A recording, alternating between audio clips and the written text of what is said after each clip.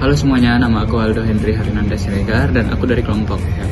Yang dimana sekarang saya akan menjelaskan bagaimana saya sedang mempraktikkan peristiwa osilasi yang akan dikombinasikan dengan energi dan usaha.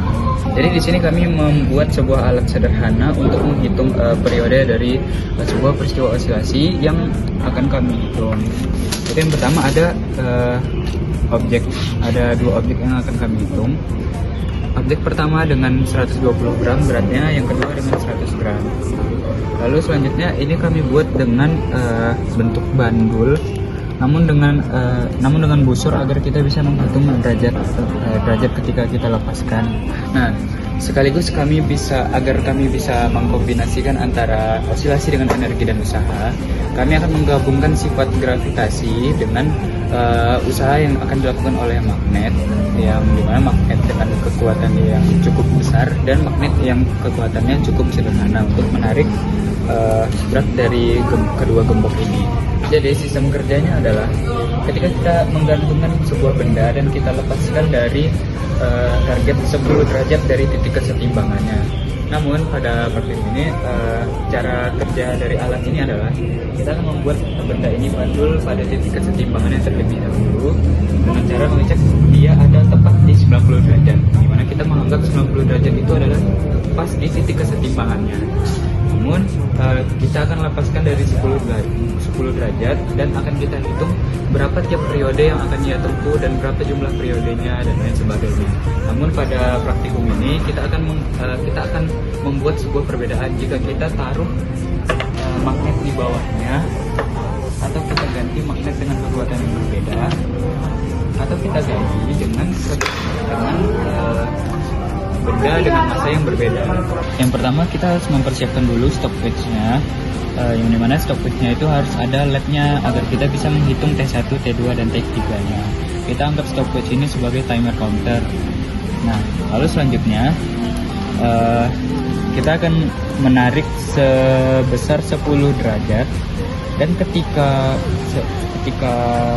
benda ini melewati 90, maka kita harus menekan LED-nya. Itu sebagai parameter kita. 1, 2, 3.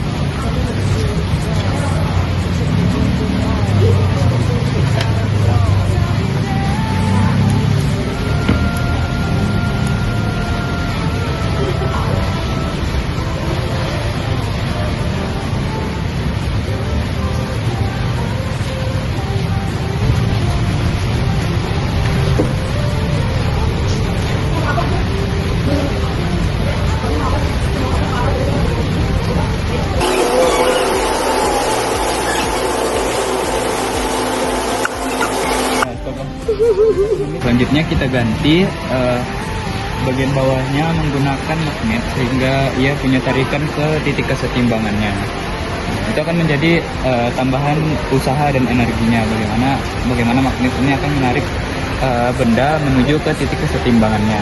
Lalu kita mulai, kita tarik ke 80 dan 1, 2, 3.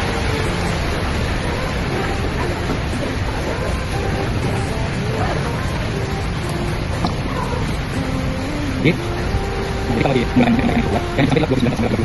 mana ia akan berbolak-balik sampai ke 30 saja, karena dia ditarik oleh magnet dengan tenaga yang cukup kuat.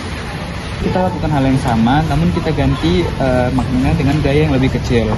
Nah, kita lakukan hal yang sama, kita tarik 10 derajat, lalu kita lepaskan bersamaan dengan stopwatch-nya mulai. 1, 2, 3.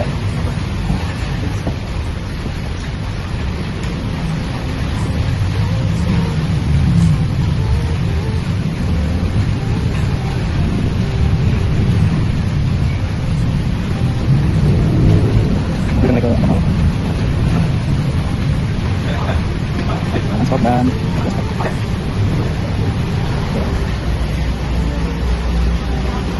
bisa kita lihat di sini lognya itu mencapai 63 ketika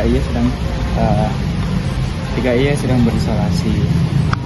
Namun yang menjadi perbedaan adalah bagaimana tiap T1, T2, T3-nya ini jika kita bandingkan dengan dengan percobaan lain-lainnya. Kita akan ganti objek kita dengan yang lebih berat, yaitu 120 gram. Di mana kita lakukan hal yang sama dengan magnet yang gaya tariknya itu sedikit lebih kecil daripada magnet batang. Kita tarik ke 10 derajat, lalu kita mulai 1, 2, 3.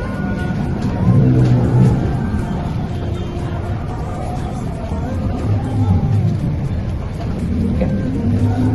Jadi dapat kita perhatikan tadi kalau gembok ini dia akan tidak terlihat lagi titik kesetimbangannya atau titik isolasi osilasinya berada di lap 3. Nah, lalu teman-teman, kita menggunakan beban yang 120 gram.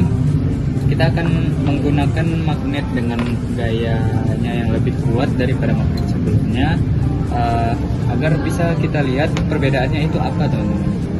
Dengan kita lakukan hal yang sama, kita dengan sama di 10 derajat. 1, 2, 3.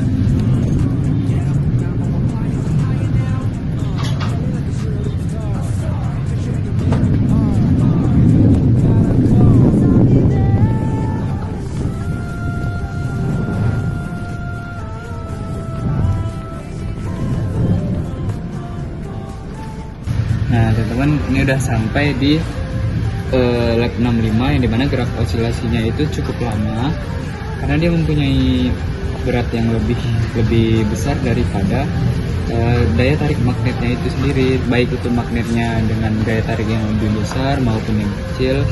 Karena dia mempunyai massa yang lebih besar, maka ia akan lebih mudah untuk berayun daripada tertarik oleh gaya gravitasi dan gaya magnet itu sendiri.